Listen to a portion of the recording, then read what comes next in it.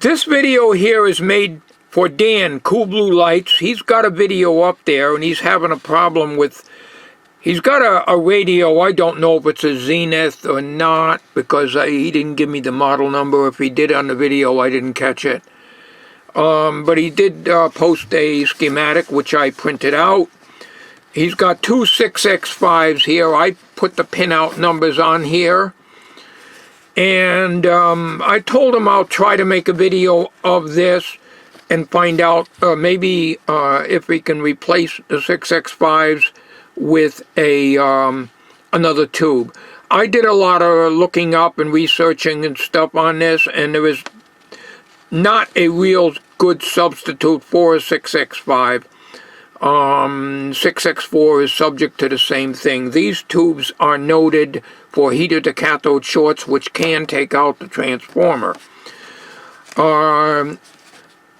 This video is open for other opinions, but what I am suggesting Dan to do is to replace both of these tubes with a 1N4007 diode. This is how I've got the schematic drawn out for that. I'm not a good drawer, very crude. This is your line input and your filament 6.3 for the rest of the radio. This is power transformer. I do not know the voltages. He didn't give me the voltages for this, so I can't help him with a tube.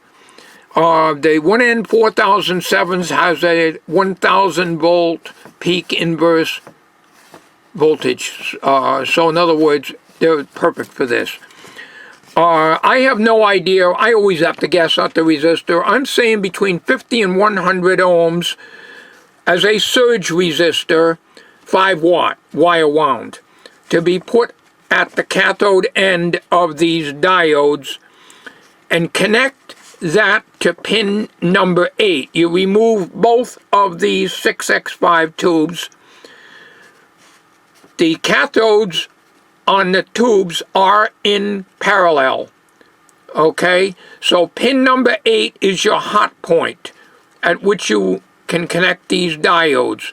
What I would recommend you to do is to remove the filament wires off the 6X5 tube socket, just in case there's a problem here. By eliminating the two 6X5 tubes, you're saving a little current draw on the filament of the power transformer. From what I understand, and I don't know if this is a Zenith radio, I think it is, their power transformers are too small and they can be burned up very easily. Using two 1N4007s in place of the notorious heated to cathode short situation with the 6X5, you're a lot better off to do this.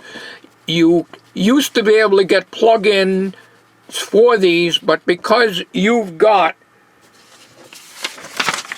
sorry for my crudeness, I can't do this on the computer screen because I need to show. Okay, what you've got here is two separate tubes. Trying to get you in screen here.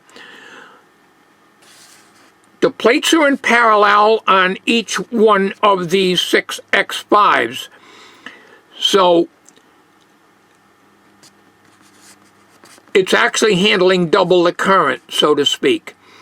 But the weak point on a 6X5 is the heated to cathode short. If that develops a heated cathode short, usually this filament is floating, but we don't want to take a chance on that. Remove these two tubes, put the diode, one diode here, cathode this way as I showed in the diagram, connect it to pin 8. 8 is the cathode. Disconnect your filament leads here on both of these tubes. Just tape them off or whatever. Put a heat shrink on the ends of them, just leave them there so they can be wired back in again. You can also put the diodes, well, I would recommend putting the diodes at the base of the socket, or you can make a plug-in. but you would have to make 2 separate plug-ins, and it's easier to do it this way. This way you've got 1 common resistor. It's a lot easier because this radio uses 2. But just remember, I'm trying to get my diagrams right here. I'm not very good organizer when it comes to this stuff. Everything's crude with me. 2 diodes. This will take the place of 1 6x5 plates in parallel.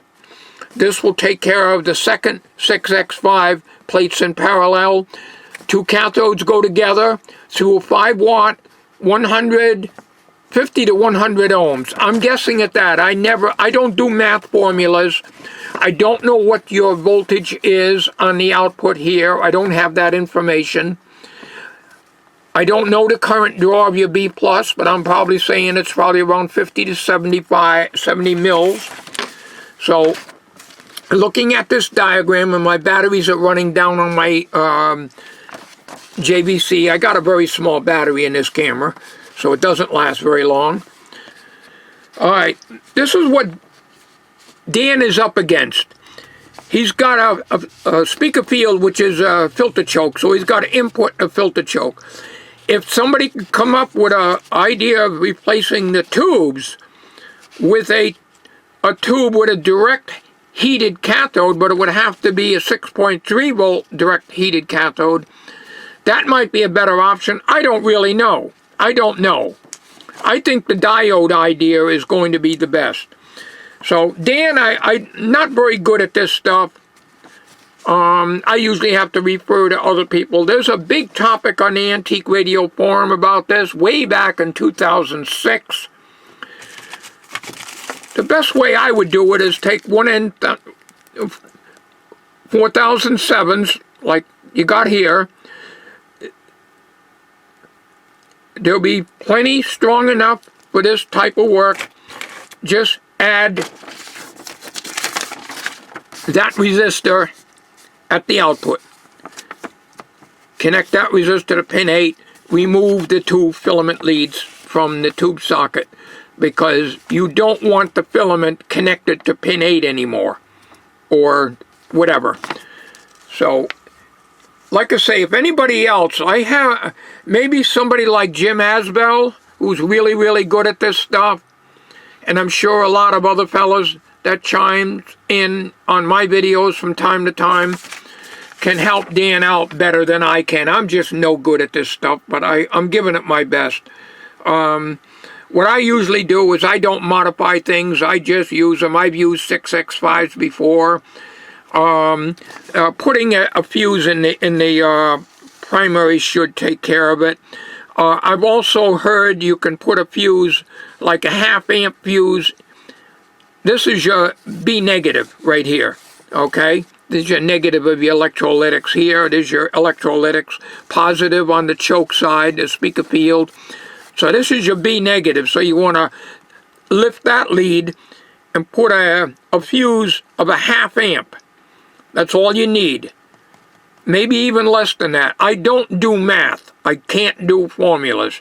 So I guess at everything. Everything's experimental with me. So somebody with much more knowledge than I have, and I'm sure there's a lot of guys out there that are smarter than me, I think everybody is for that matter, can help Dan out on this. I will give a link to Dan's video. Please chime in if you have any helpful information for Dan of Cool Blue Lights. Thank you very much.